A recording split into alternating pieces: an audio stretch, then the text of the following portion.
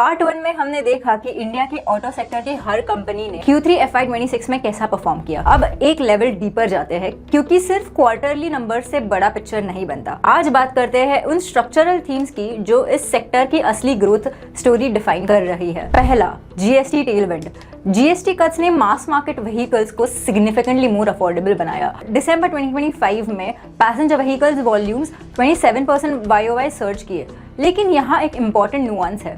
ये demand partly policy driven है। मारुति के केस में स्मॉल कार सेगमेंट से अकेले 68,000 इंक्रीमेंटल यूनिट्स आए सिर्फ एक क्वार्टर में। दूसरा, रूरल डिमांड। रूरल इंडिया अब पैसेंजर व्हीकल्स का प्राइमरी ग्रोथ इंजन बन रहा है। फाडा डेटा के अकॉर्डिंग CY25 में रूरल पीवी रिटेल सेल्स 12.3% से ग्रो हुई, जबकि अर्बन मार्केट सिर्फ 8% से ग्रो हुए। दिसंबर 2025 में तो rural PV demand 32.4% YOY search किया। ये एक स्ट्रक्चरल शिफ्ट है, टेम्पररी नहीं। रूरल इनकम्स इंप्रूव हो रही है, एस्पिरेशंस बढ़ रहे हैं।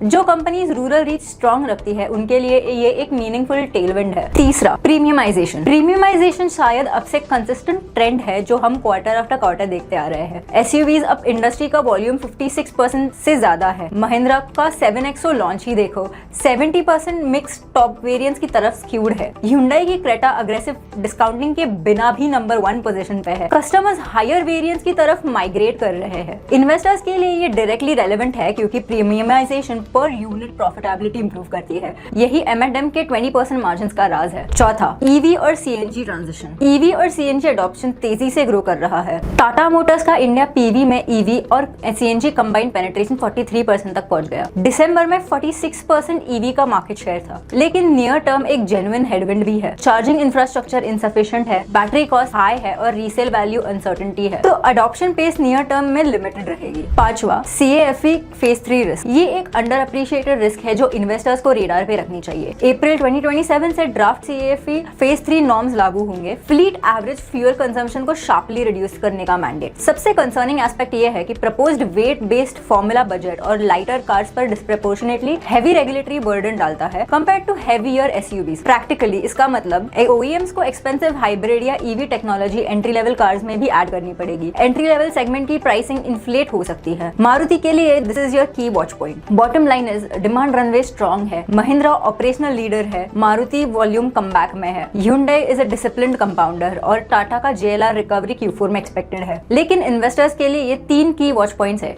CAFE नॉर्म्स का इम्पैक्ट, EV इंफ्रास्ट्रक्चर बॉटलनेक्स और कमोडिटी कॉस्ट वॉलिटिलिटी। इन तीनों को आने वाले क्वार्टर्स में क्लोजली मॉनिटर करना होगा। उम्मीद है आपको ये वीडियो पसंद आया। ऐसे ही इंसाइट्स के लिए follow Yadnya investment academy. Thank you.